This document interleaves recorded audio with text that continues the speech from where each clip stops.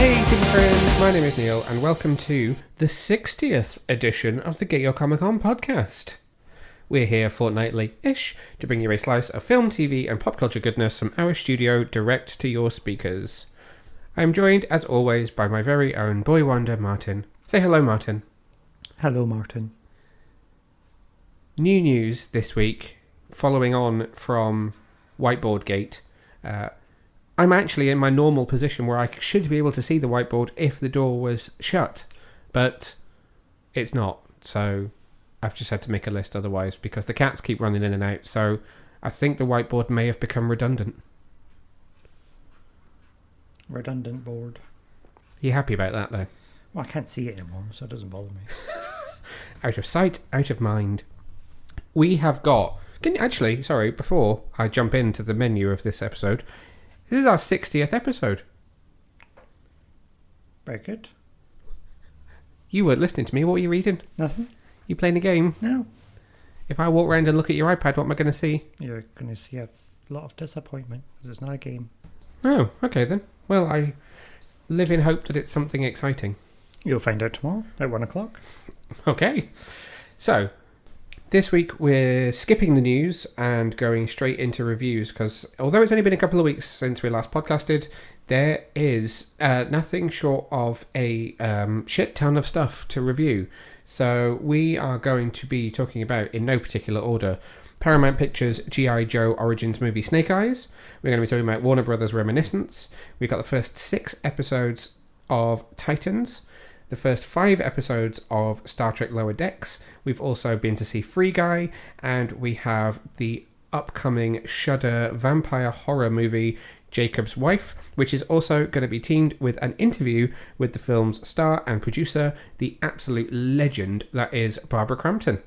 So, skipping the news, diving straight in, let's talk about 20th Century Studios' Free Guy. Written by Matt Lieberman and Zach Penn, the film is directed by Sean Levy and stars Ryan Reynolds, Jodie Comer, Taika Waititi, Lil Rel Howery, Joe Keery, Utkarsh Ambedkar, and I nearly mentioned some other names there, but I think I'll keep them quiet because they're potentially spoilers. The synopsis is, a bank teller discovers that he's actually an NPC inside a brutal open-world video game. Okay, so Free Guy. Well, we haven't really talked about this film very much before we went to see it, so how aware were you of this? Were you excited for this? What were you thinking? I was unaware. And you weren't able to make it to a press screening, so I went with Matt, so we had to wait until I could get you in to see it later on before we could podcast about it. But what did you think? I thought it was alright. It's quite an enjoyable film, surprisingly so, I think. I was hoping to be entertained, maybe mildly, and I actually really thoroughly enjoyed myself with it. It was very watchable. Yep. Funny? It was funny. It was Ryan Reynolds, so it's the usual Ryan Reynolds level of comedy. Yeah. It feels like Ryan Reynolds doing Ryan Reynolds, doesn't it? If you have an expectation of what you think Ryan Reynolds is going to do, then this will probably meet it. It's got all of the humour that you would expect from him, but it's got quite a bit of heart to it as well. There is a surprising love story in there. Did you feel that was shoehorned in, or did you think that worked quite well? No, I mean, it was just a typical love story of that type of film. I wasn't surprised by it.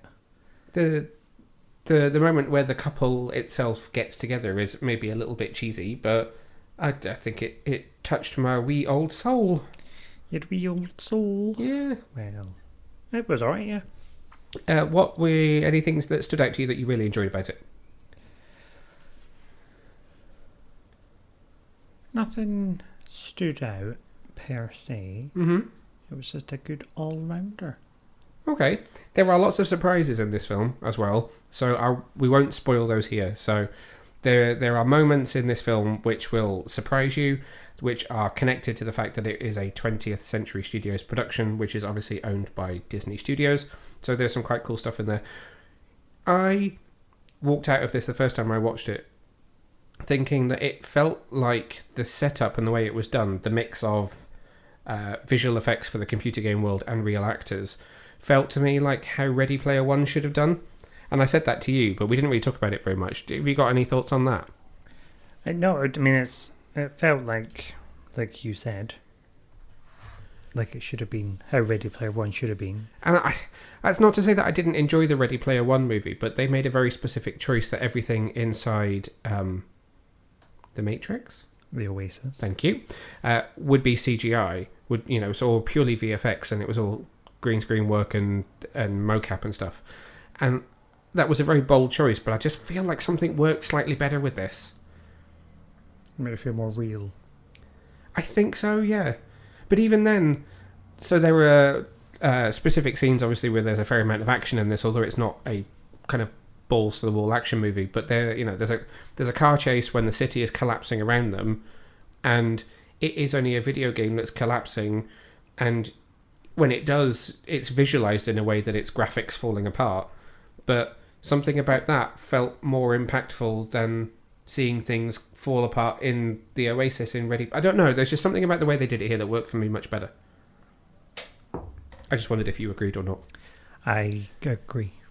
Okie dokie. Anything that you were not so keen on in this, or anything that stood out to you as particularly awkward? I don't think so. The only thing for me was, and I've talked about it with a few people at length, was just a couple of Taika Waititi's jokes. Oh, I mean, yeah. I always forget who he is. You do often forget who people are in general, but yes, I did have to remind you it was Taika Waititi. Also, he was Ratcatcher in the Suicide Squad, in the flashbacks to Ratcatcher 2 as a child. Oh, yeah. What did he direct? He's a director as well, isn't he? Thor, Love and Thunder, and Ragnarok. Yeah. That makes sense. But there is a very specific joke in this film, which I guess, for me, with personal experience, is maybe a little bit more... I'm not going to use the word triggered. It hits a particular thing that is relatively sensitive. But I had obviously talked to you about that joke beforehand, so I guess maybe you already went into it with an opinion of this isn't going to be very funny and it's maybe a bit distasteful. But what did you think at that moment? Well, I'd completely forgot all about it until the moment Okay, so how did you feel about it in the moment then? It's just a bit unnecessary, but then... I'm probably not the best person to ask either, so... I have a feeling a lot of Taika Waititi's dialogue in this film is probably ad-libbed. I wonder whether they just let him completely go. Like, there's probably a rough idea in the script of what they wanted him to say, and then, given that he is a very funny guy, I would imagine that they just allowed him to riff on it a bit and come up with a few ideas. But I don't know. The joke that I'm talking about is a moment where things are kind of falling apart for his character, who is the CEO of the company who has built Free City, the game that Ryan Reynolds' character is part of. And as things are kind of falling apart, he makes a joke where he says that things falling apart is basically like giving him ass and ball cancer.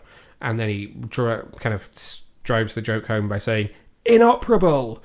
And as somebody who lost a parent to cancer and has another parent who has cancer, I don't know, it just wasn't funny, and also wasn't like a let's make fun of a bad situation. It was more like just playing it for a laugh, and it just didn't work for me. Yeah, I mean, it's not really something to joke about. So. No.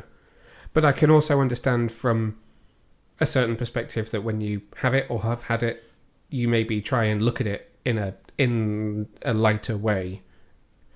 And I don't feel like he did that either. I think it was just a tasteless joke. But having said that, it doesn't ruin the film.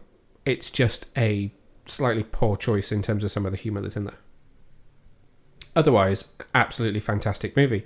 My review is up on the website now, so you can go check that out, www.getyourcomiccon.co.uk. My verdict on this film was... Free Guy proves itself to be much more than the sum of its parts. Hilariously funny and heartwarming. It's the kind of popcorn action adventure which will genuinely surprise its audience. Anything that you would like to add to that, Boy Wonder? No, nothing from me. Okay then. Free Guy is in UK cinemas now, so you can go and catch this movie straight away. So let's segue out of the cinema and back home for a moment and talk about a TV series. We have seen episodes 1 to 5 of Paramount Plus and Amazon Prime Video's Star Trek Lower Decks. Returning for Season 2 are Tawny Newsome as Ensign Beckett Mariner, Jack Quaid as Ensign Brad Boimler, Noel Wells as Devana Tendi, Eugene Cordero as Rutherford, Dawn Lewis as Captain Carol Freeman, Jerry O'Connell as Jack Ransom, Gillian Vigman as Dr. Tanner, Fred Tatasciore as Lieutenant Shax. The premise is much the same. We follow a group of lower decksmen as they try to navigate the world of Starfleet on the USS Cerritos. Although picking up from the end of Season 1, Brad Boimler is currently serving aboard the USS Titan under Captain William Riker. How excited were you to have Star Trek Lower Decks back in your life? I'm quite excited. I was very excited.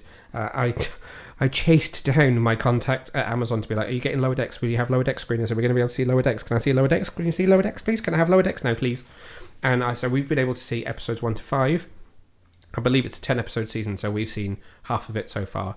You can catch new episodes airing, I believe it's Thursdays in the US on Paramount Plus. The episodes then come to Amazon Prime Video internationally, including here in the UK on Fridays. So episode 1 is out now, which is called Strange Energies. So I don't want us to talk about sort of each episode individually, or we'll be here all night. But what did you think about these 5 in comparison to what we saw in Season 1? I think in a way it was funnier. I would agree with you. I do think it's much funnier. And that's not to say that Season 1 was bad. If you go back and listen to our podcasts about Season 1, I think we both loved the show. I think it took us a little while to settle into the whole idea of this adult comedy in Star Trek, because we're not Rick and Morty fans, which is kind of where this molds from. But these are really, really solid episodes right from the beginning of Strange Energies with the Cardassians. Energy. Oh yes, the Kardashians. Yeah. No, the Cardassians. Kardashians. What did I say? Kardashians. Oh, that's a different type of Kardashian. Well, that's a kind of joke that I wouldn't be surprised if this show made. But you commented on it the first time we watched it. You said this is a really strong opening. I did. Did I say that? You did. You actually used the word strong opening. Well, that sounds very intelligent for me to say.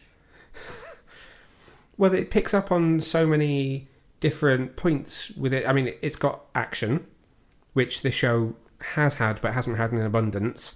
It brings in the Cardassians, who we've not seen before in animation, so that was great to see them. And the design of the base that they're in it looks like Deep Space Nine if you look at it. So it's ripped from that production design from the show, which was obviously a Bajoran space station but run by Cardassians. So it's familiar to what you expect from them.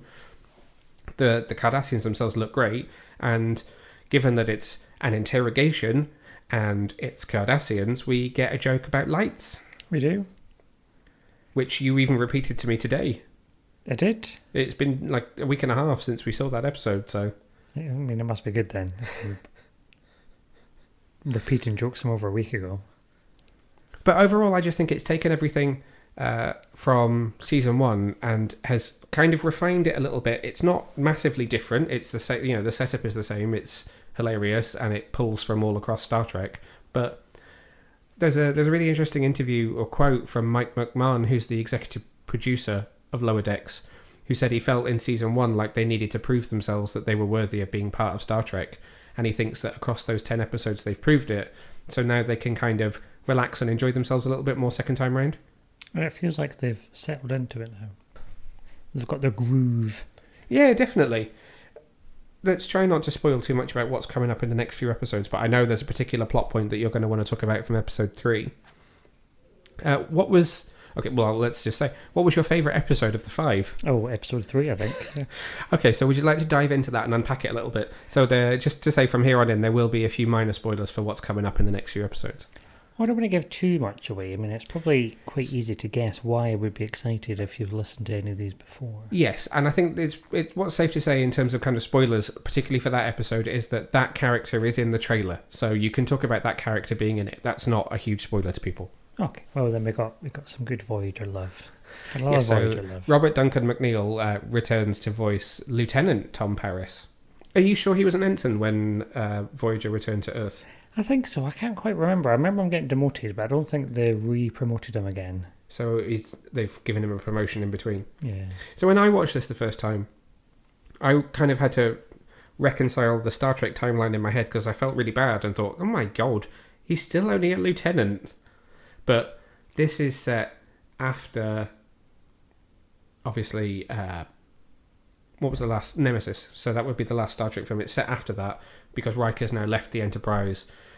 We haven't really mentioned where Picard is. Presumably he's being an admiral somewhere, or maybe he's still captaining the Enterprise. But so that will mean... So Janeway will be an admiral because she is an admiral in Nemesis. but they've still only been back for a number of years. It's not been decades since they've come back, so clearly he's just not climbed the ranks yet.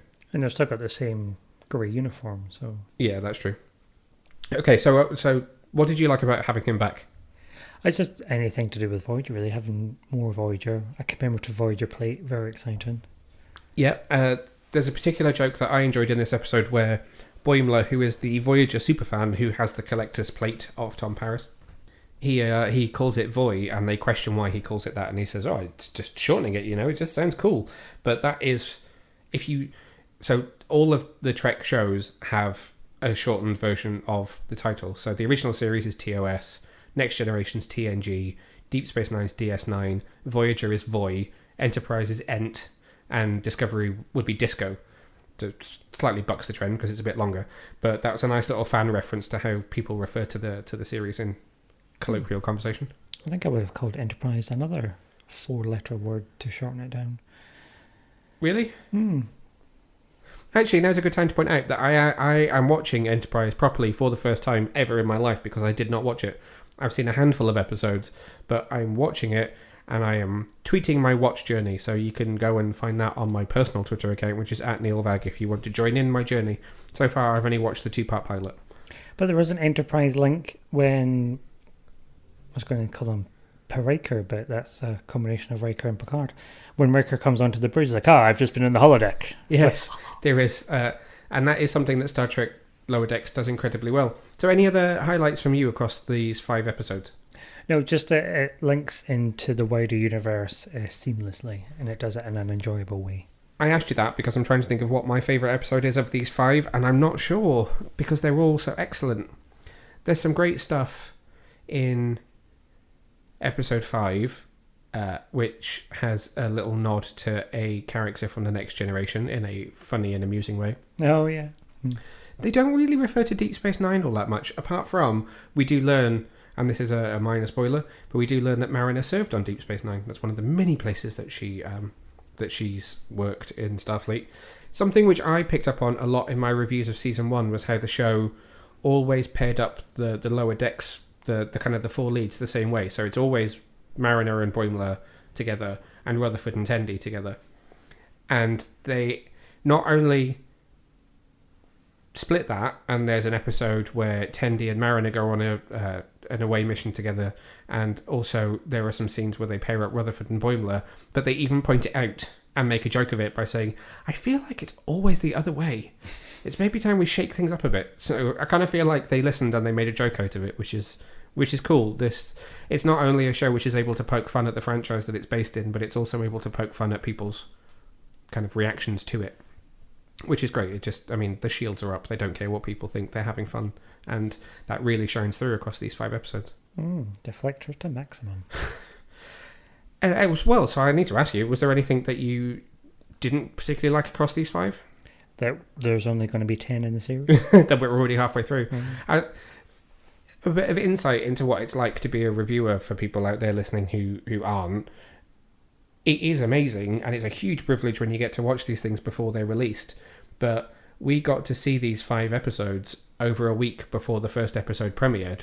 So that then leaves us with 6 weeks of no new episodes until we catch up to a point where we have new ones again. So there is a curse to these things when you're watching and reviewing stuff that you love, because I binged 5 episodes in a day, and then suddenly I have 6 weeks with no new Star Trek. I am reviewing each of these episodes individually, so you can read my review of episode 1. My reviews of 2, 3, 4 and 5 release each Friday on the day the episode premieres on Amazon Prime, and they release at 9:30 each of those Friday mornings on the website, so you can check those out if you've not watched this show yet. And I know there are some people out there that still feel like they need convincing. Absolutely check it out, because it is so worth it. So worth it. So we are actually on annual leave from our day jobs for the next 2 weeks, which is quite nice. Some time to chillax and live the reviewer life a little bit, because I dragged Martin to not 1 but 2 press screenings yesterday. The first of which was for Paramount Pictures Snake Eyes, G.I. Joe Origins. The film is in UK cinemas from August the 18th. It is directed by Robert Schwenk, and stars Henry Golding, Andrew Koji, Haruka Abe, Takahiro Hira, Aiko Uwais, Peter Mensah, Ursula Cabrero, Samara Weaving, and I think that's the main cast. That's the main cast. Trying to do the IMDb thing of surfing through a list that's in no particular order. So what you didn't just hear was me attempt to make a synopsis up off the top of my head, realise I couldn't do it, go to IMDb, where the synopsis is a G.I. Joe spin-off centred around the character of Snake Eyes. Thank you, IMDb, ever so wordful with your synopsis there. Okay, so Snake Eyes. This is releasing in the UK roughly a month after its release in the US, so there are plenty of reviews out there, plenty of reaction, and also obviously news about how well or not the film performed in the USA. And it's fair to say that the film hasn't had the best ride with critics. It currently sits at only 38% on Rotten Tomatoes, with a critics' consensus that says, far from silent and not particularly deadly, Snake Eyes serves as a step up for the G.I. Joe franchise, thanks in no small part to Henry Golding's work in the title role. The audience consensus is the story isn't great and the characters don't make much of an impression, but a great cast and lots of entertaining action make Snake Eyes a fun solo adventure for the fan favourite hero. So what did you think of this? It was okay. I feel like, given that it's only got 38% fresh, I feel like it's had a little bit of a raw deal. I don't feel like it is a bad film at all.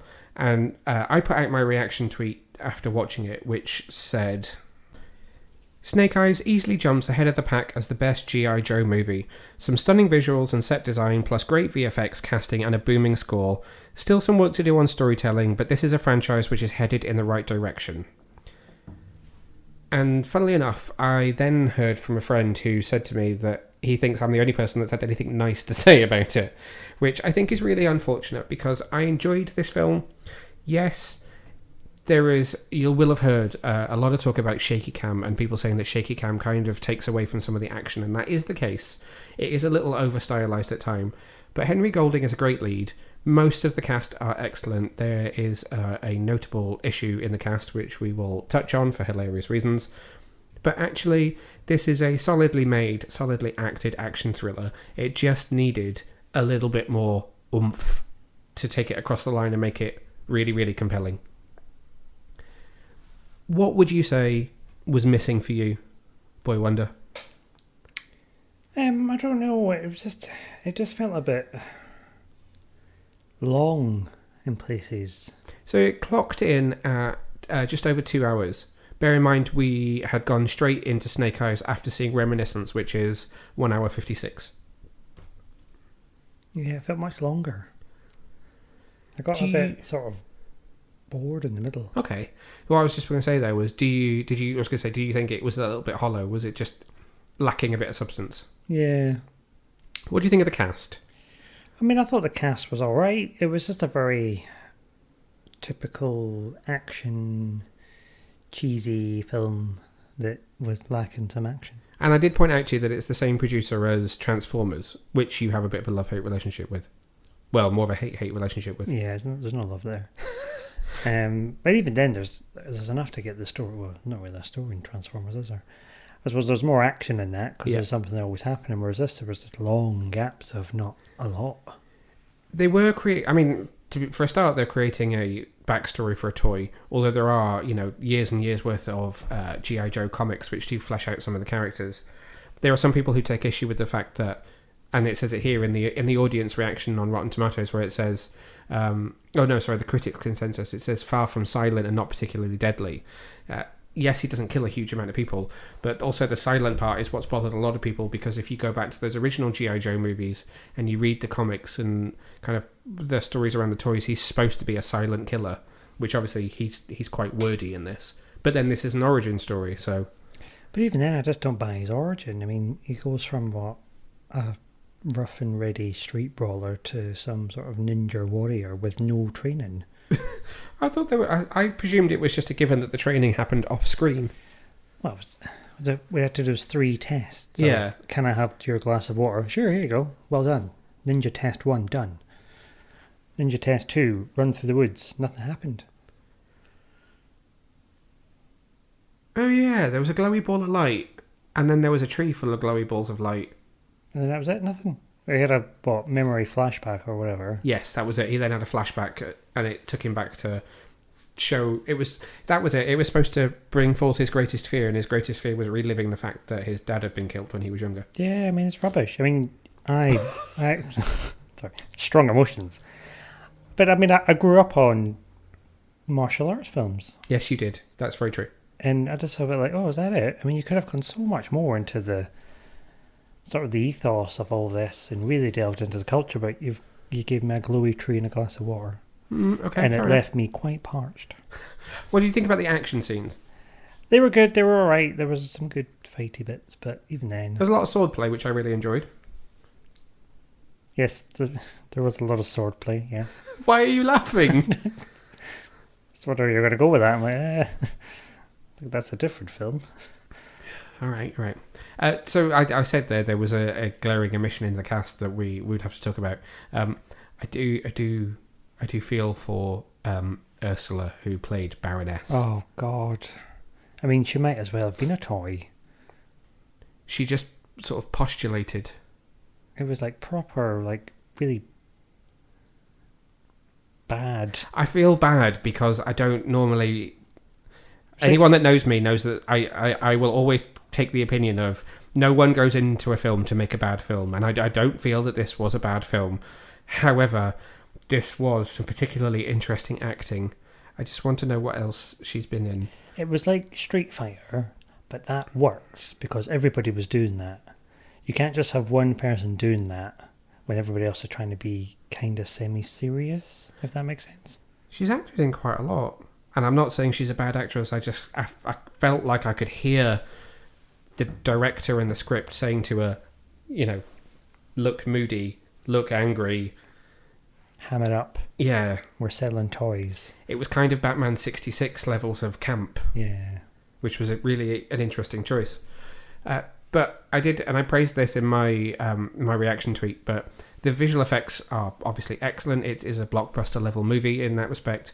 There was some really great set design. I really enjoyed the fight sequence that took place in the quite narrow street that was surrounded by neon signs. I thought that looked great. That looked really good.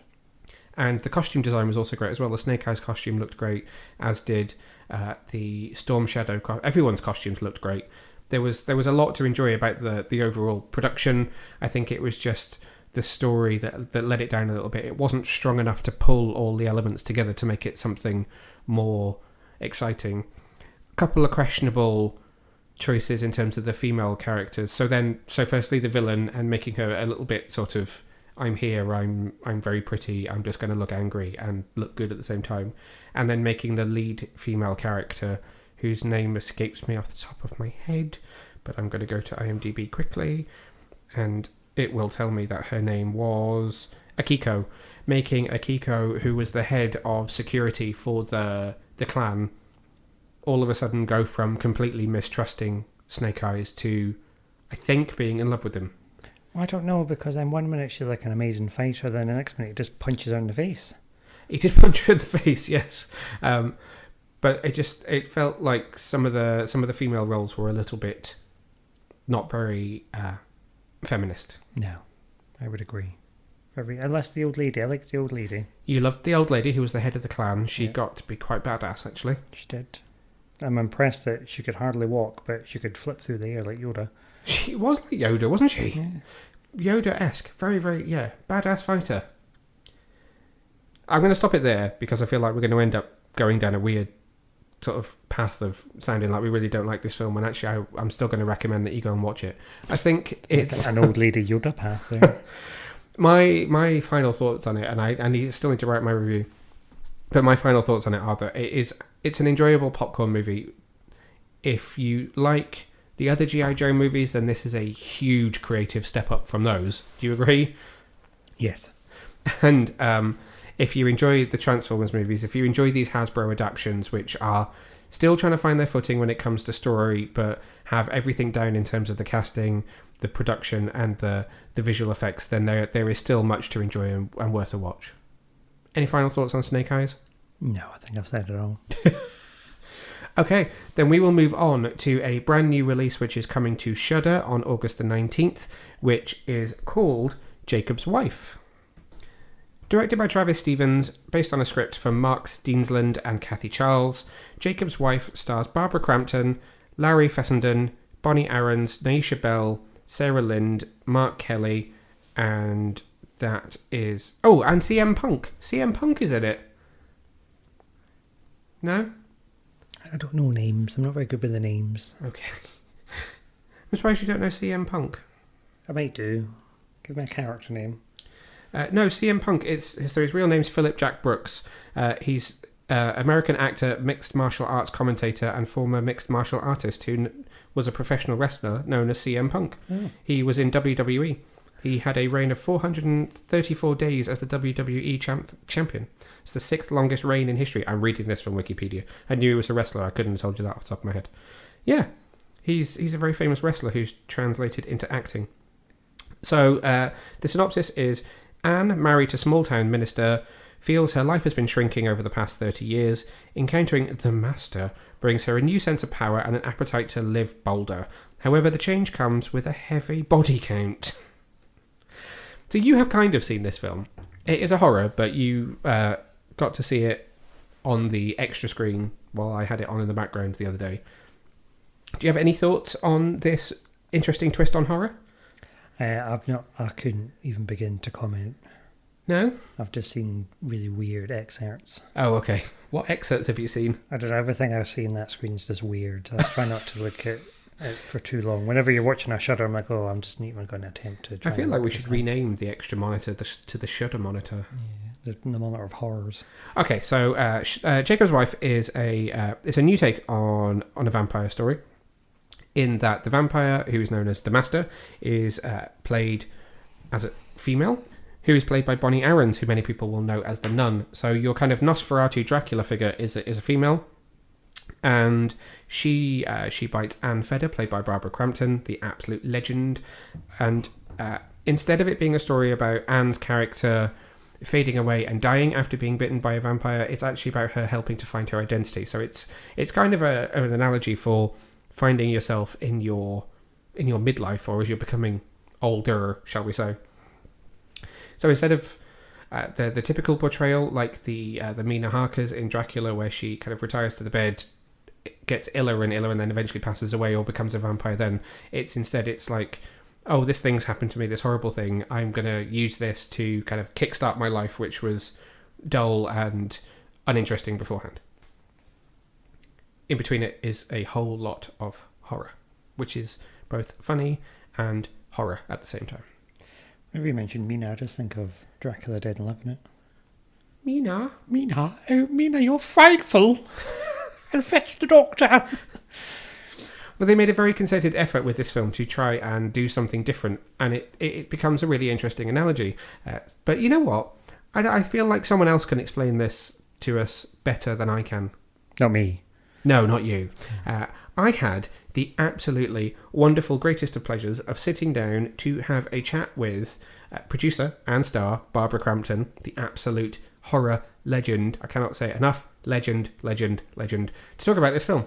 So let's throw over to Barbara and I as we have a chat about it. Hi, Barbara. How are you doing today? Great, Neil. How are you? I am very well, thank you. It's lovely to talk to you. Thank you, too. So I absolutely loved this film. Jacob's Wife is fantastic. I adored every second of it. Take me back to the beginning and how you got involved with this project. Well, the script won a screenplay competition in 2015 at Shriekfest in Los Angeles. Okay. And Mark Steensland, the original writer, and Denise Gossett, the director of that fest, reached out to me personally because they thought it would be potentially a role that I would really like.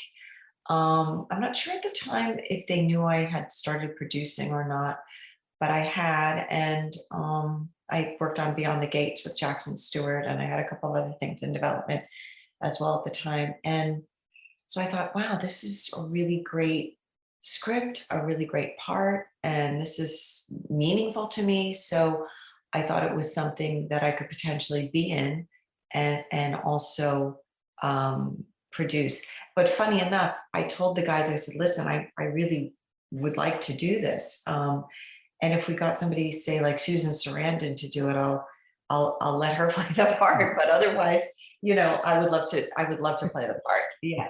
So I really took to the story and its meaning, and from the very beginning. I can't imagine anybody else playing the role. It feels perfectly written for you. I don't know what it is. You absolutely you are one with that character. It's amazing. Well, I used a lot of myself in it as well. Originally the script was written through the lens of Jakob, and how he could deal with a partner who maybe had a terminal illness, as maybe vampirism would be. And that was the metaphor for it. And we decided that we would change that aspect and make it more a feminist movie from the lens of Anne's character. And so really, because everybody knew that I was probably going to play the lead, the subsequent rewrites for the film focused on me, on Barbara as that character. So I do think it's very close to me. I think it's, personality wise and everything. I use a lot of myself in this role that maybe I don't in some other movies. So I think, you're probably seeing my own personality in the role as well. I was going to say that flip on the vampire lore is so interesting, giving it that feminist edge and taking, the classic portrayal of, say, Dracula, where the female character, when she gets bitten, is the one who shrinks away, or is the one that, becomes... It needs to be saved. Yeah. Yeah, exactly. Yeah. They become the victim, and you're not the victim in this film whatsoever. Was that a refreshing change to get to play? Yes, I mean, really, we were trying to focus on the feminist aspect from the beginning, while keeping in mind that we wanted it to be a movie where she's not blaming her husband. It's as much as a feminist movie, it's also a movie about a marriage and a long-term relationship, and how do you keep that going when something tragic or unexpected happens to one person. And they become different, and how do you work with that, and how do you not leave your partner? How do you potentially not say, okay, I'm going to do away with you and I'm just going to go off by myself, I'm going to pick up my toys and leave? How do you stay in the game? And that's a question I think a lot of people wrestle with at many different times in their lives, when you have a partner, male, female, whoever it is, that you say, how do you stay in this when things change? Yeah, that's very true. And it's interesting, isn't it, that you get the feminist angle, but then it isn't a case whereby at the end of the film she leaves Jakob. They are very much still together at the end. Do you think there's more to the story that could come after that? It feels to me like a beginning. Well, actually, I don't think at the end of the story what's going to happen, because it really, now we're in spoiler territory, but you're left with the feeling that there's a few different roads they can go. And I think, depending on your point of view, is, the viewer can decide what's going to happen. Is she going to kill her husband and go with the vampire? Is she going to fight her husband and go on with him as a vampire? Or are they going to try to live as equals? Or, could she potentially, go and find the master and kill the master and be released finally? Because we don't know what happens at the end with the master, right? So that is a question that we wrestled with in all the rewrites, that any of those possibilities could be true, and we don't really know. But isn't that kind of like how relationships are? We don't really know, and we take a leap of faith every time we wake up in the morning with the same person and continue on with them. I've been talking to quite a few other podcasters who've seen the movie as well today. We've all been kind of discussing our interpretation of the ending. I saw the two of them jumping in the car and going off, traveling, maybe hunting other vampires, but also finding a way to still live together.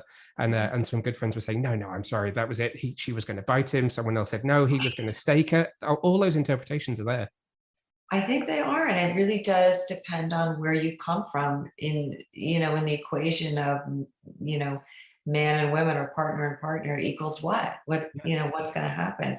Yeah, it was really hard for us to decide, what for, even in my mind. I mean, I have a couple of different thoughts about it. And I do have my feeling about what I think happens. But maybe it would be a nice thing to explore in Jakob's wife too, if we ever get that opportunity. My fingers are crossed for you, definitely. Yeah.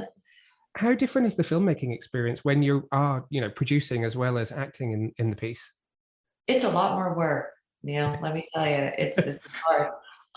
Yeah, I've been with this project for 4 years. It's rewarding. I do feel like I have been with the project from the beginning, so I was able to shepherd pretty much every aspect of it. It was really great to work with Travis as director and Bob Portal, my other main producer on the movie. I've been working with him on developing some other projects, and I think he and I work really well together.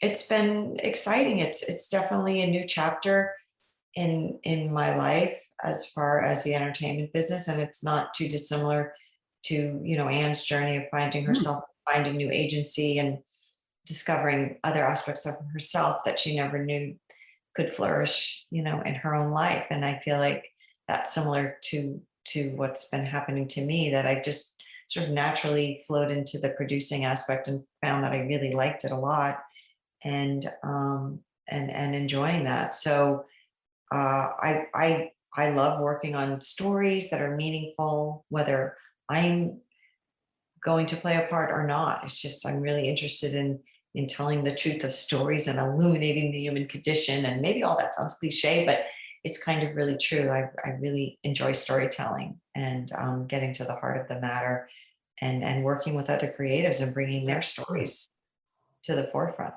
I don't think it's cliche at all. I think one thing that really comes across is how much you love this project and how much it means to you, and finding that analogy, and it must be amazing, especially when it's something so fantastical.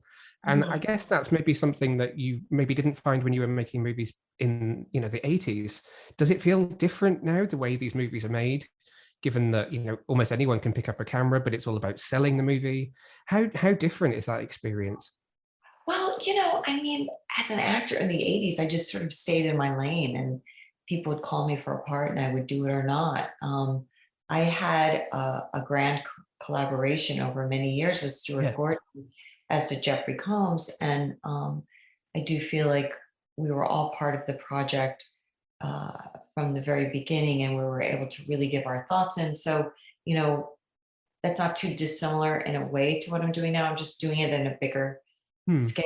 It is easy to make a movie now, but it's also harder in some ways, because I think years ago, you as a young filmmaker could make a movie and it could be decent, and you'd always get another chance to make a better one, and make a better one and make a better one. And there was a lot more need for product back in the 80s. And so, and there was a little bit more money for each individual project. Now there's so many projects, so many filmmakers, and so many movies out there, that the slice of the pie you're getting is so much smaller. So I feel like it's harder for filmmakers today to make a movie and get asked to make another one. And I feel like you have to really make sure that your first movie, you really hit it out of the park. And I think you really have to shepherd it in ways in today's market that maybe you didn't have to in years past, because you want to be a Mike Flanagan. You want to rise to the top. You want to be a Joe Lynch. You want to be able to cut through the noise and be able to have somebody say, oh my God. You want to be an Ari Aster. You want to be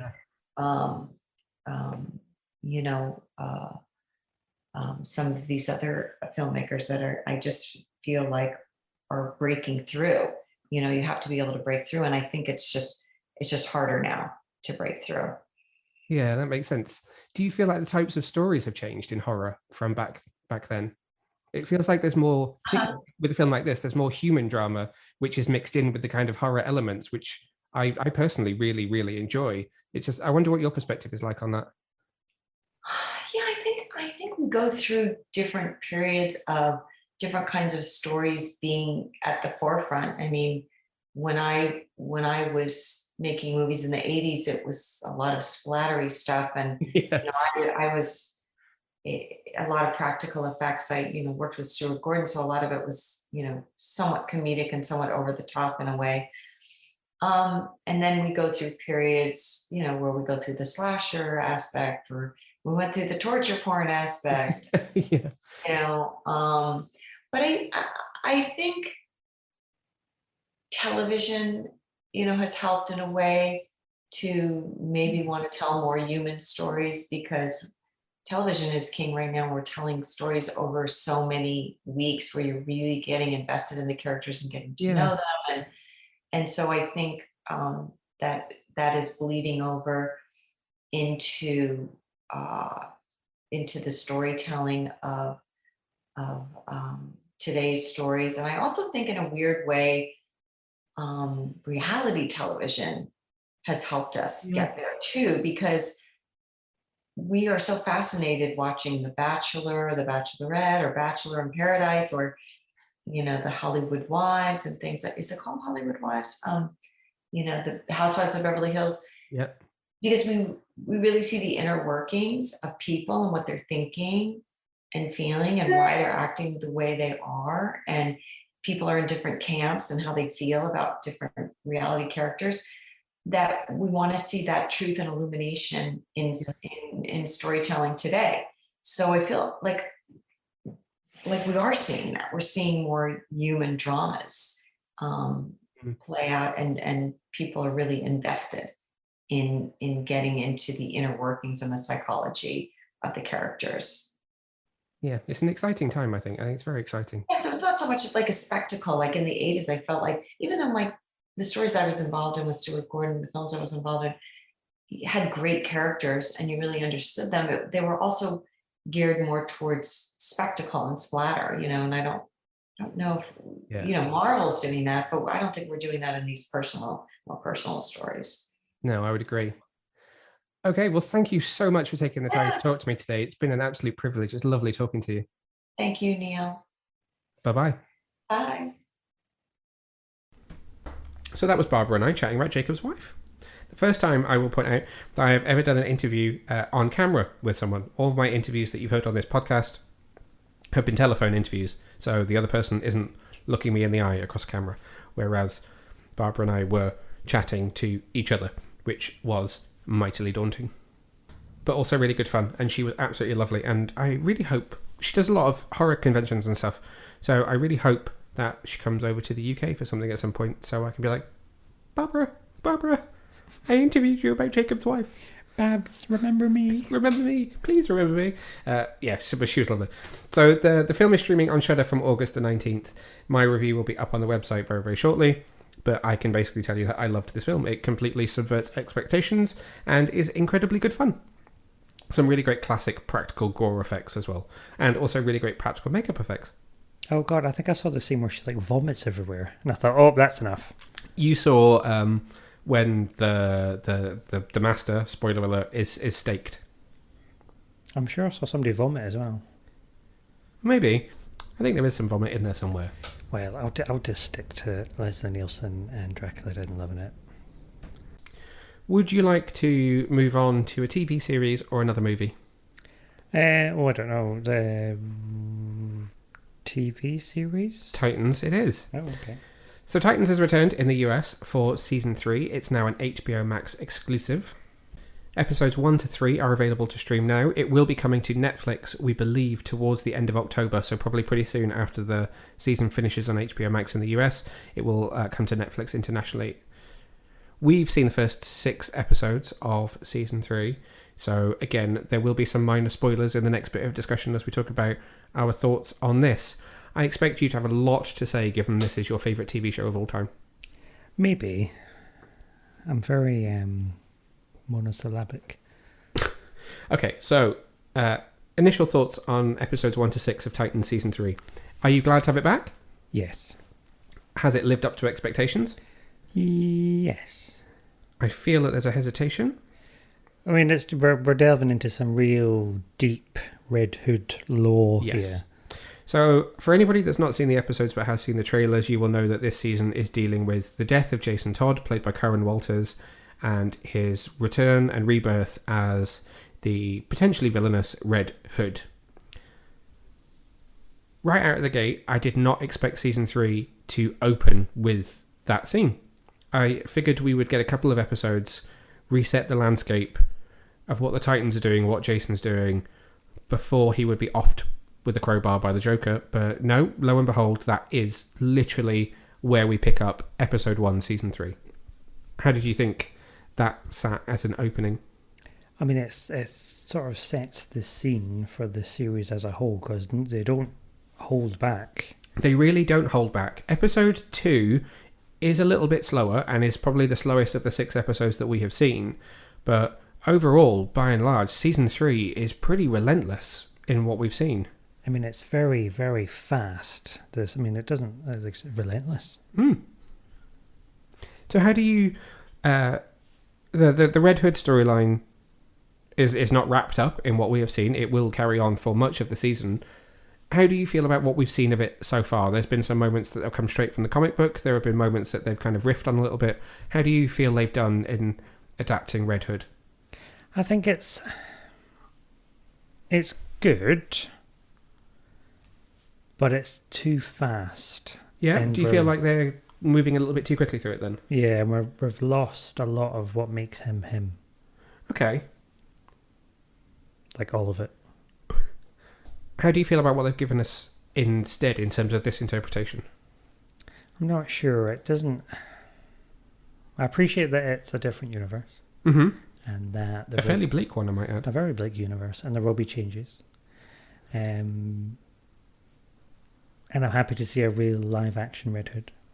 The costume is outstanding. Yeah. And we've got some really nice tie-backs to Under the Red Hood. Yep. Some really key scenes that have translated over very nicely. But I feel like we've lost a little bit of his journey to becoming the Jason that's in the comics now. Yeah. Because he hasn't had a chance to train all over the world and work through his issues, basically. Unless that's going to happen kind of between seasons 3 and 4. I could do, but there's this whole other stuff that's going on that I'm not massively comfortable with. There could be a redemptive arc to him in the back half of the season that could see him go off to train. There are still plenty of rumours that there's going to be a Red Hood TV series that would follow on from this. So perhaps that's where they're doing it slightly backwards. He has this huge turn, becomes villainous, is redeemed by the end of the season, goes off travelling and then has his own adventures. Perhaps. Just blue sky thinking. Maybe. So you alluded to something that's happening that is making him the way he is right now. And you have mentioned that it's not something that you're sure you're particularly keen on. I don't want to reveal too much about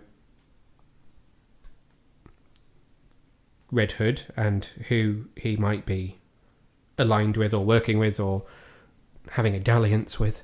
Ooh, but dalliance. So there is a drug addiction aspect to this which is not from the comic book. Yeah, no, I don't like that in the slightest because it goes completely against his background, considering his mum and his dad. And okay, so can I make a point then? Oh. Just personally from my perspective, because I obviously don't know anywhere near as much about the character of Red Hood as you do. Most of my information from Red Hood comes from Under the Red Hood, Death in the Family. So the drug angle doesn't feel too off to me. Not that I'm saying it feels in keeping with the character, but in terms of motivation and how it took him to facing the Joker, how it then is maybe affecting him now, post-death, post-resurrection, for me works as a story about a character going through this scenario. Yeah, I can feel that. So what's the history? Were his parents drug addicts? Well, his mum died of a drug overdose because she was like a meth head or is that heroin addict. Have we covered that in the show? Kinda. There's a throwaway comment to it. I think his dad was a drug addict. In some versions he is, some versions he isn't. So at the minute he's not. But I think in the Lost Days he was. But essentially, I mean, they're not nice people. No, that's interesting. So, and it's all down to interpretation. I mean, we talked about this with the Suicide Squad and me saying to Chris when we have a Hulk about how did he feel about Starro having not really read Justice League comics. It's the same thing here, is how do you feel about Jason Todd when I don't know as much about the character? What about Barbara Gordon? So we have Savannah Welch, who's joined the cast this season as Barbara Gordon, and I frickin' love her. I really like her. Again, it was like, it's kind of weird to place her journey because we talk about, there's some throw comments to why I've hung up the cape and the cowl. Yep. Which I forgot, and I got very confused when it comes to episode 6, where we have flashbacks where she's not Batgirl. Yeah. So then you got to think, oh, where does this all fit in the timeline? But then you think, oh, why am I worrying about that? She's a really good character. Yeah. She's really well written. I've talked about this. So there's a first impressions piece that you can read over on our website, which is very, very non-spoilery and covers the first few episodes. And then, again, similar to Star Trek Lower Decks, I've got individual episode reviews which are going up on the website at the same time as the episodes themselves. So that's all available on the website, which I cannot drive you home enough, is www.getyourcomiccon.co.uk. And I talked about the fact that I feel like they've made her fit this world. So she is a little bit cold at times and a little bit distant, but at the same time she still feels recognisable to me as being a version of Barbara Gordon. And we acknowledged her history with the Joker. We have. It'd be interesting to know what happened to her dad. So there's a photo of him. We've seen a photo of Jim Gordon and her, but yes, he is not around. Actually, it's been mentioned. It's in the 3 episodes that are out. So yes, he's dead. He's dead. He's gone. He's gone. But she's a great addition to the cast. And so episode 6 really fleshes out her character with some flashbacks, which also tie in the origin of Lady Vic. It's no spoiler for me to say that Lady Vic is in that episode because it's well publicised that the episode is called Lady Vic. Okay, so any other highlights for you in these first 6 episodes? How about Dick? I mean, that is a highlight. I mean, you were going to say I love Dick. I was going to say that, yeah, but I thought it's too obvious. Yes, I mean, he's a real strong highlight. It spears through all those episodes. You can really see character development from my perspective.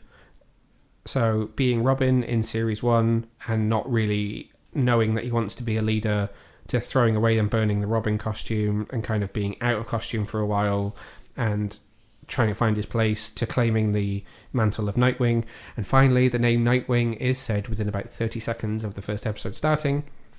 Maybe not 30 seconds, but within the first 10 minutes. And now it feels like he's accepting of being a leader. He's still not a perfect leader and has faults there, but there's a huge arc for him across the 3 seasons. Something here now, you're saying you've enjoyed watching Dick grow. Yes.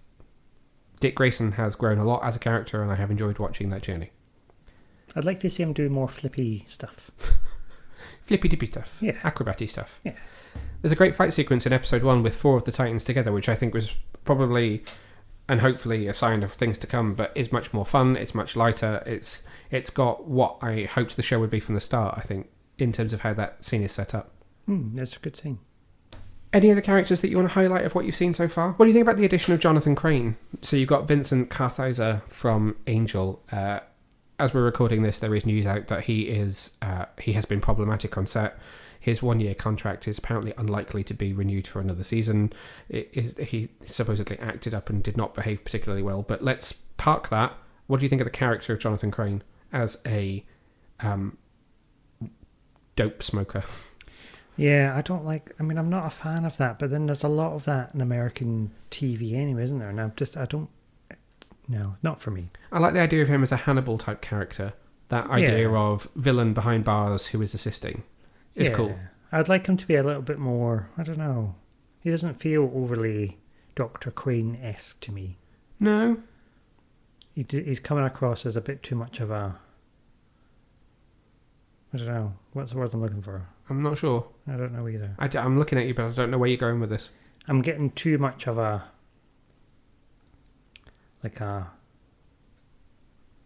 a bit of a lad that smokes. You're nodding your head. You're like wobbling your head back and forth. No one at home can see this. Bit of a geezer type. Oh, really? Jack the lad. Like, I'm only going to tell you things if you give me my... Yeah. Manipulative. Yeah, I'd like him to be a little bit more sort of Calculating? cold and calculating and actually be a psychiatrist. Yeah, we've not seen him be particularly psychiatrist-y.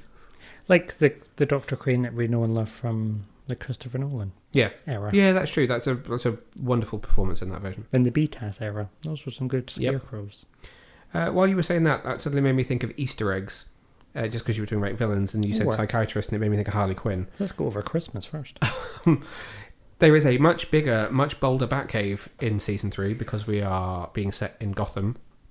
In the first 3 episodes, you do get to see Dick wandering through the Batcave, and there are a lot of Easter eggs to be seen. There are a lot. It is like an Easter egg hunt. Yes. Now, I would like to point out that if you look very carefully, there is a Harley Quinn mallet, and it does appear to be the mallet from Suicide Squad, which I found far more exciting than I probably should have. But there's a lot to see in there. From the T-Rex to the giant penny, to Scarecrow's mask, to Catwoman's whip and goggles. This Joker cards are plenty. There's so much in there. He makes a joke about Catwoman as well, doesn't he? Yes, there is a joke about Catwoman. They have like a chat about taste in women. He's like, oh, don't go for a cat or something. Yes, there is. And you've got all the Robins as well.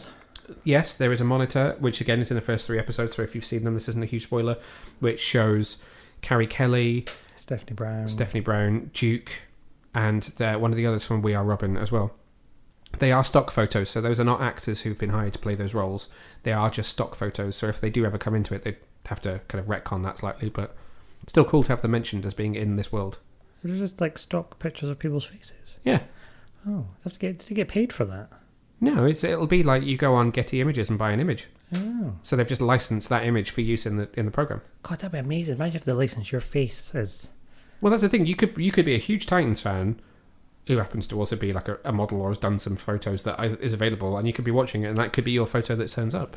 Well, they're not going to... I mean, this was the whole thing that I talked to you about with the screener versions of Love, Simon season 2 that I watched, when so they were unfinished versions of the episodes that were missing some of the very, very small bits of visual effects that they put in, including stock imagery. So one of the teens' houses, that video, that like establishing shot of the house had Getty Images written across it. They hadn't filmed a house. They bought footage of a house as stock footage to use. But a house is different to somebody's face, though, isn't it? I mean, it's just stock imagery at the end of the day. Yeah, I suppose. I suppose it's like the man in the picture frame when you buy a picture frame. Although they don't do that anymore, do they? No. But like, think about every advert that you pass by on the tube or on a bus somewhere. That's just stock images that they've bought. Think about Canva. Canva's full of stock imagery that you can use. Yeah, that's true. You've got to pay for the good ones, though. I do. Well, I don't. That's a tangent and a half. We haven't talked about Tim Drake. No, we have not talked about Tim Drake. So he was next on my hit list of people to talk about. So GYCO appears in only 2 of the episodes that we've seen. So he's in episode 1 and then returns again in episode 4. So what did you think of Tim? We've not really seen a lot of him, just little bits here and there. But I think we've got a good idea of his character from what we've seen. I mean, I'd like to see a bit more before making any judgments. That's fair enough. I would imagine there'll be a lot more of him later on in the season. Very good. I shall reserve judgment until we get a bit more of him. It goes a bit timey-wimey from episode 5 onwards, so I think that's why we've not seen very much more, and we've not picked up on the cliffhanger of his from episode 4 yet. Because episode 5 is a flashback which fills in the gaps on what happened to Jason between season 2 and season 3 and catches up kind of parallel to some of the first episodes of season 3. And then episode 6, again, is predominantly flashback with Dick and Babs, whilst also telling the story of how Lady Vic comes to be and how she then travels to Gotham. So I guess we're going to pick up on all the sort of dangling plot threads in episode 7 when it comes around in a couple of weeks' time. We do. That was me weaving the plot threads together visually for you. Do some like weird gang singing, mate. No. Anything else that you want to say about these 6 episodes of Titans? Probably, but we won't. Okay. Because we've got a lot to cover, haven't we? Have you? Okay, so one last thing for me is: have you seen enough Nightwing now that he's suited up? He's got the mantle. Are you seeing enough Nightwing? Well, I mean, you could always see more. Okay. Do you feel satisfied in that Nightwing journey, though? I think so. I mean, it's an insatiable appetite for more Nightwing. So, actually, one last thing that I would like to say before we move on from Titans: what do you think about what's happened with Bruce Wayne this season?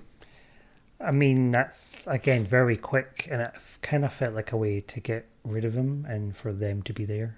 Yep, that's fair. But that's it. That's what you're saying. That was it, yeah. Okay, fair enough. I would agree with you on that point.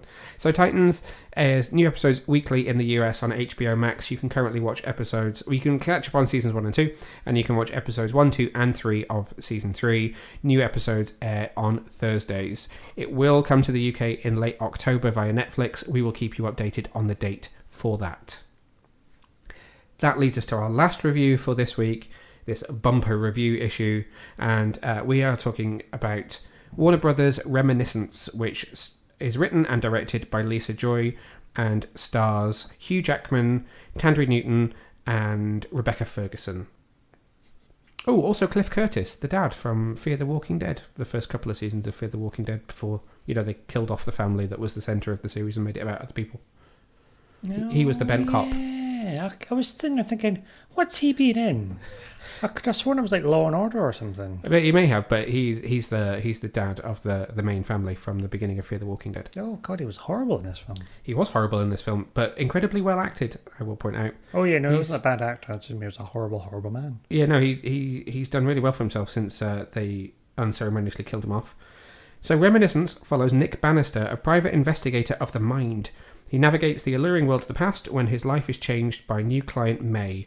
A simple case becomes an obsession after she disappears, and he fights to learn the truth about her.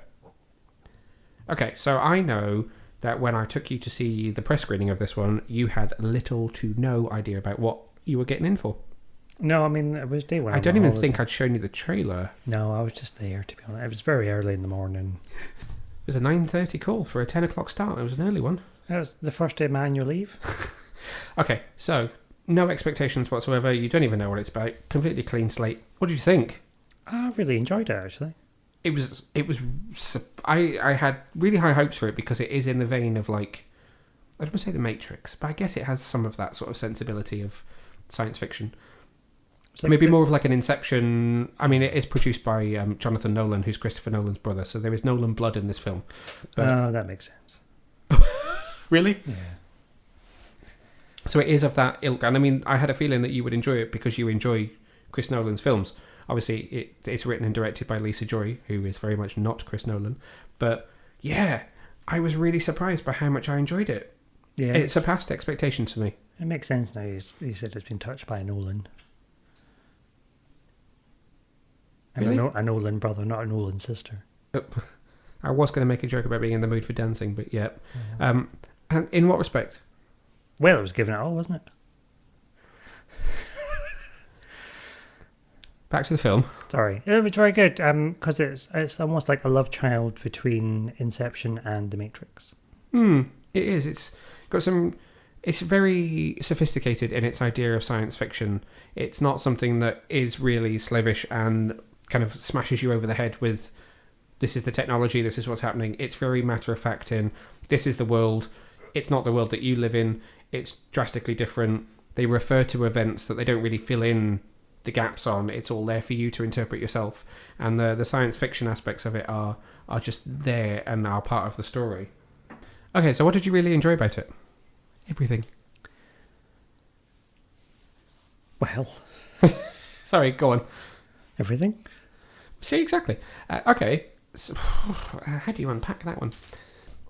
What do you think about the concept of it? High concept. Oh, very good.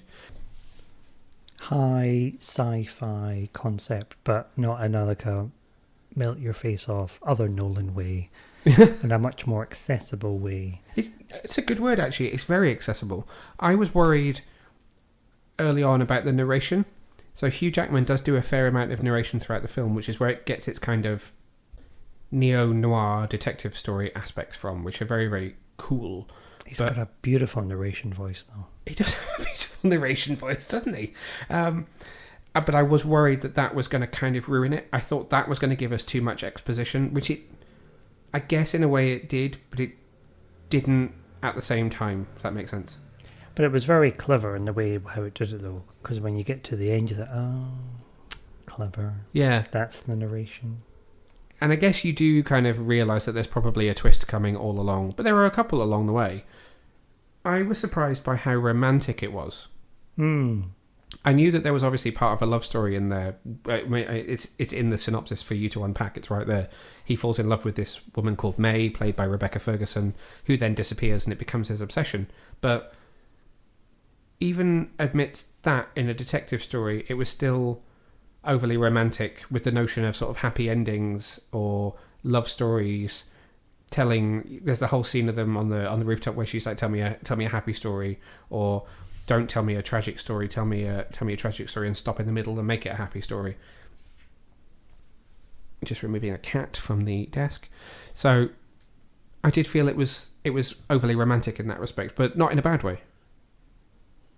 But then you've got to think it's not really... They're telling a story that's not the story you think they're telling, and then they really grab you at the end. Yes. You're like, oh, that was clever and really sad. It was very sad, wasn't it? It was a very well constructed narrative. It worked. There is a genuine mystery to unpack. So I wonder what it will be like on repeat viewings when you know what's going to happen. I wonder how it will survive that kind of repeat viewing, because I feel like it's a film I could watch again, definitely. But I just wonder if there is... Here goes the cat across the desk again. I just wonder if there is more to unpack in future viewings, or whether it'll be more about, okay, that was a clue to this, and picking up on what was there that you didn't pick up on the first time. I reckon there'll probably be more of that, because there's so many different subtle nuances, and they sort of say that because his whole thing is he looks at people's memories because you pick up things that you don't realise you've remembered. Yep. And I think that's the whole point of the film, where if you watched it again... You will pick up on more. You'll pick up on more because, you know, that whole sort of peripheral vision sci-fi stuff. Yeah. What do you think about the cast? I thought it was a very good cast. I feel like I need to up my narration game now. Okay, I want to hear the rest of this podcast in your narrator's voice then. Apparently I've got a very soothing voice. Somebody You do said have a to me very the other soothing day. voice. I'm sure people love a lilting Scottish accent. Well, it's because I used to work in theatre recovery, so I was the voice that would wake you up after an operation. I know. Not that you ever woke me up for an operation, but yes. Well, no, when I wake you up, it's not soothing. It's just get up. Hugh Jackman. Yes, I mean, he's a good man, isn't he? He's a good man, our Hugh. I did feel a bit sad, though. Yeah? Because I just want him to be Wolverine, but this character is not Wolverine. There's a couple of times he got angry in this film, and I don't know why, but it just made me go, oh, Wolverine.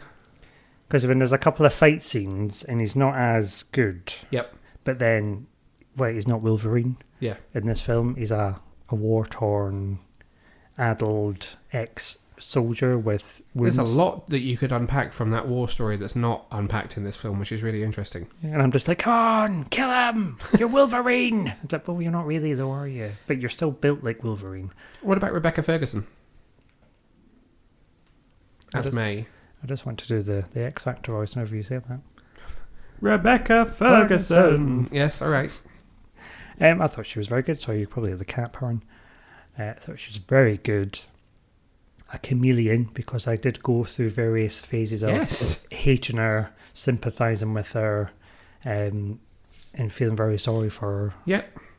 It's a very difficult role to try and unpack, thanks to the varying sort of timelines, memories, present day, not present day, not present day. Is it a memory? Is it not memory? Oh, we're back into memory. Oh, yeah. She's nice. Oh, God, what's going on here? It's almost like a Insomnia, the Christopher Nolan film that's told backwards. Insomnia? Oh, no, I've not seen that. It's, it's hers is like a broken narrative that could be very interesting if you watched it in chronological order compared to how it's presented to you in the film. It's probably too high concept. I mean, I struggle with Tenet. Oh, I need to rewatch Tenet. This film had a similarly booming score like Tenet. This was Ramin Djawadi, the composer of Game of Thrones, who does a blinder in this film, I have to say. I cannot wait to listen to the score. I mean, I do like a Game of Thrones score. He's brilliant. He's absolutely brilliant. Also a genius chameleon. Here it was like Ramin Djawadi does Hans Zimmer, but in his own unique way. Have we seen him? Was he at that when he did that concert? Yeah, we've seen him live at the Game of Thrones concert. He's the man that was conducting. He played piano a couple of times, but he was there. The piano. Yes. What about Tandy Newton? Now, you said to me, who is she? And I said, it's Carter's wife from ER. Oh, no, see, I knew she was instantly because she wasn't very nice to Carter. Well, I think this is... In fact, I said it in my reaction tweet to this film, but I think this was like a career best for her. She was outstanding. She was amazing. She really, really, really was. I felt a lot for her character. Watts. What was her name? Watts. Oh, I thought you were saying you felt a lot Watts. No, it was her name. Watts. Yeah, Watts. But the two of them together, they made a very strong duo. Yes. Great chemistry between her and Jackman. Very, very... I felt like they'd been together for years. You could feel the history. I hope there's a wee gong in it for them. They call them a gong? Award, yeah. Yeah, it would. I mean, it's a sci-fi film, so they don't tend to get the nominations, but I would really hope that there would be some kind of recognition for it because it is outstandingly acted. Was there anything that you didn't like? No. No, me neither. Apart from the fact that it ended. Let's just talk about that for a sec. This is obviously an original film. There aren't many of them these days. It's not based on an existing IP. It's not a sequel. And it doesn't go to great lengths to set up a sequel. No, I mean, it could do. I mean, there's definitely a world that you could tell more stories in, but this is a very well-defined beginning, middle, and end for these characters. There is no need to ever see them again, unless you went back in time. I honestly, I said to Jed, who was sat in the same row as us, afterwards, we were tweeting each other about what we thought of the film. I said to him, I think it made me like it more that it was an original property and was not saying, here's a new cinematic universe. It was just a film. How often do you get just a film these days from a major studio in that respect? Well, never. Apart from if it comes from Nolan, obviously, which is where that connection comes from, I guess. But it just, I don't know, I was really surprised by that and really, really happy about it. I was just going to say, has it performed well? But it's not out yet. It's not out yet. It's in cinemas on Friday, which is the 20th. So 20th of August, you can catch it in cinemas. In the US, it will also be available on HBO Max. The visual effects were maybe not blockbuster top-notch, but they didn't need to be. They weren't a huge... I mean, the landscapes, which were obviously very heavily augmented with VFX, looked amazing, but some of the green screen work was a little bit shifty. When he was jumping between buildings, it was a little bit soft around the edges, but it's really nothing to complain about in what is an absolutely outstanding film. No, I mean, it was a good film. Anything else that you want to say about it? No, good film. Watch it. Do, absolutely. It's flying under the radar for a lot of people. I've spoken to some friends who are not part of the whole reviewing podcasting crowd and said, I'm going to see Reminiscence, who all said, what's that? I've not heard of that. Which is quite a surprise considering it's Hugh Jackman.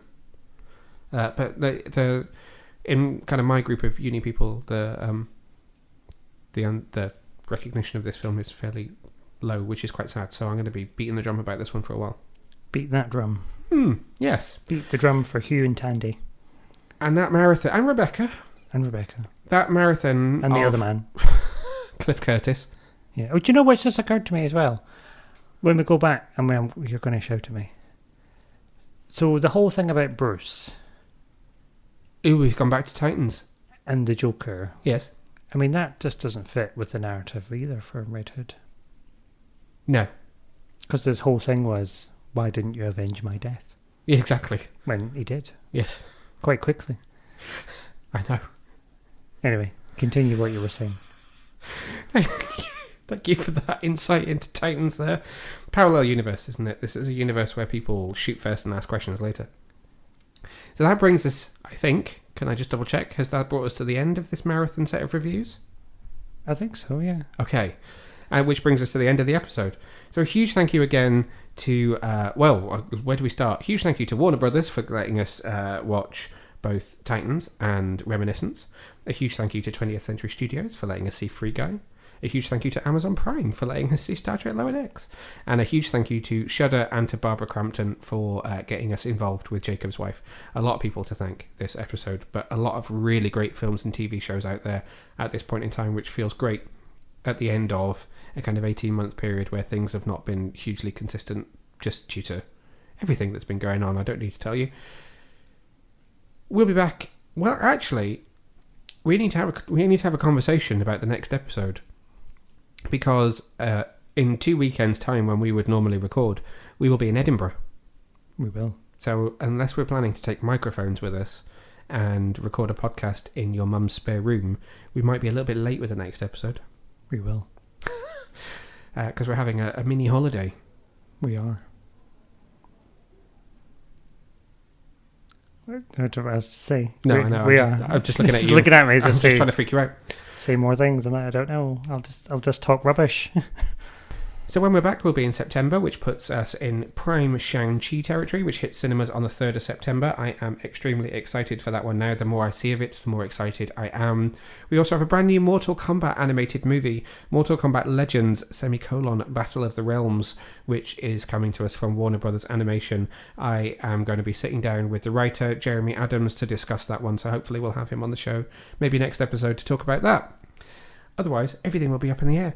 The list was so long for this episode that we had to cut quite a lot, and that's already after cutting the news out. So there's a few other films that we could be talking about, such as Censor, which I've been to see, which is amazing. I also recently read the first issue of Batman 89, which was brilliant. What you've been reading, watching, doing that you wished you could have talked about and haven't had time? I don't know. I've fallen into an anime hole. You have. You subscribed to Funimation, and you're down a My Hero Academia hole. I've managed to rewatch all of Demon Slayer. Yep. Anime with you. Anime, yeah. Which I think is probably ticking a box that's been missing for you for a long time, because you've always been like, well, I should probably watch some, and then not, and now you've gone down that hole. Yeah, you never know where to start, do you? So maybe we'll get you to talk about some of that when we come back. So until next time, stay safe, stay well, get in touch, let us know what you've been watching, listening, reading, doing, seeing, saying, singing, writing. Too much. Other adjectives. But yeah, bye.